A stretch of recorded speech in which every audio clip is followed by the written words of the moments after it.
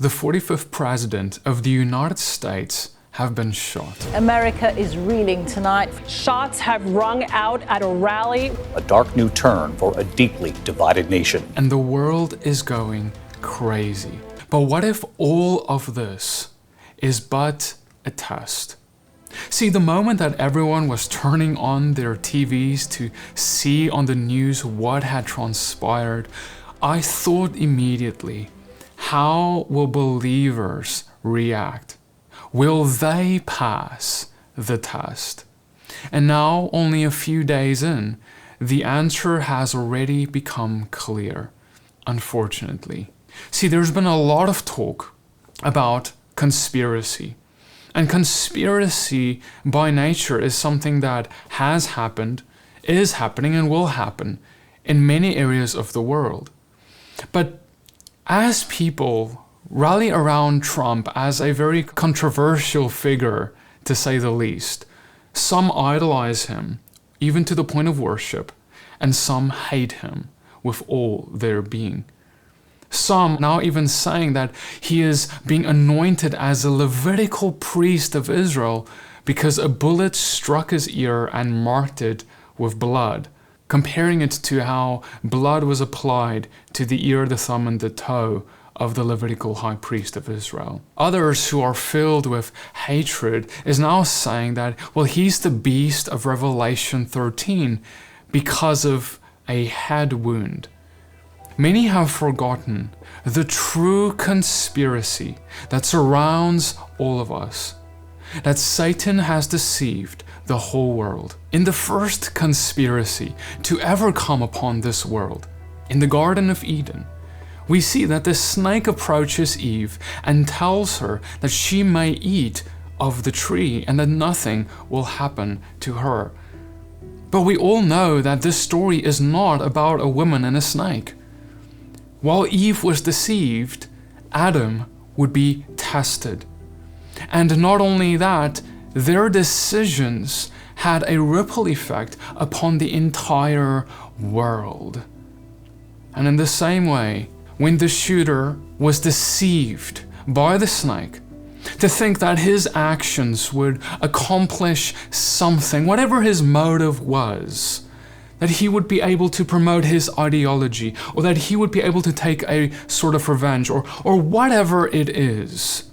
Whatever the deal was with Satan, ultimately what occurred is that the world was tested by the deception of the shooter.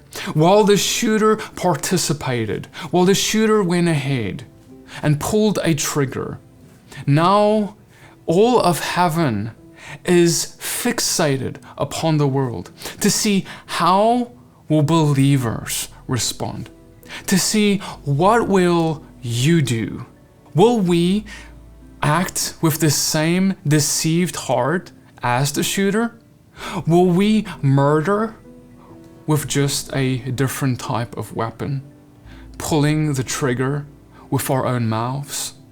See, the Messiah himself spoke about this and said that murder is something that comes forth from the mouth. And this is exactly what the enemy is doing. This is a spiritual situation on the world stage right now. And it is all to divide. It is to destroy unity between people. It is a spiritual attack aimed at the downfall of America as a nation that once was united under God. See, the moment that Adam and Eve fell, the first thing that suffered was their relationship. As they started to point the finger at one another, saying whose fault it actually is. But as they blame one another as to what really happened and what the true conspiracy actually is, as they threw their theories out to one another, the reality was that they all were guilty. They all needed the same thing, a thing called forgiveness. And it is the moment that we as believers who are supposed to know what forgiveness is miss sight of what it is. That we lose our identity to the world itself. We act like the world and we grow in all of the things that the world is growing in as I speak. Your political alignment doesn't get you out of loving your neighbor. Your conspiracy, no matter what it says, doesn't get you out of loving your neighbor.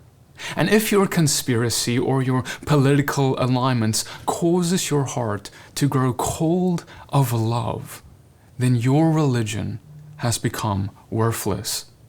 If you cannot tame your tongue, even in a world of disaster, your religion has become worthless. Isn't it for a moment and a time like this that we as believers are supposed to shine differently? You could say, well, Petey, hold up. You don't understand. I know the truth. I know what actually happened. And if that's true, then that's great. But do remember that truth is established by 2 to 3 witnesses and nothing less. Truth is rewarded to the patient because the Bible says that everything that is hidden will come to light. But sometimes we are so quick to want to discover the truth, and our impatience, which is a fruit of the flesh, causes us to come to conclusions and judgments about situations, being deceived as the world is deceived. The Bible says we must be slow to speak, slow to anger, and slow to judge. What we know as truth, truly about this whole situation, is that people were shot. People created by God died. There was a former fire chief, a fireman, who jumped in front of his family members, took a bullet for them, and died on that day. And there are many believers who mock at this entire situation, paying no respect to sanctity of life itself and the reality that we are to be a people who mourn with those who are mourning.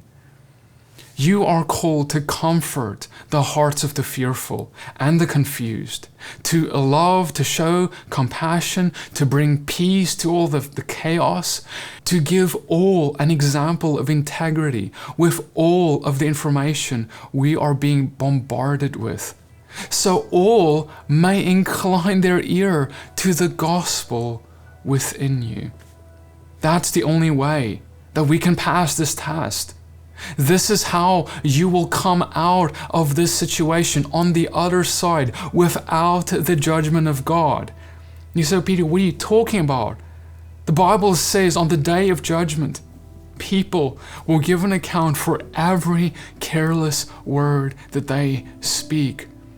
Any careless word that you may have uttered this day or yesterday or the day before, ever since this event transpired, you will be held to an account for before the living, breathing God, and all of heaven and earth will witness that. As heaven right now is witnessing your life as to how you will walk out before the Lord, either in reverence and in fear to carry the light, or in a casual nature that tramples underfoot the holiness of what He has called to. Who will you be, and will you pass the test?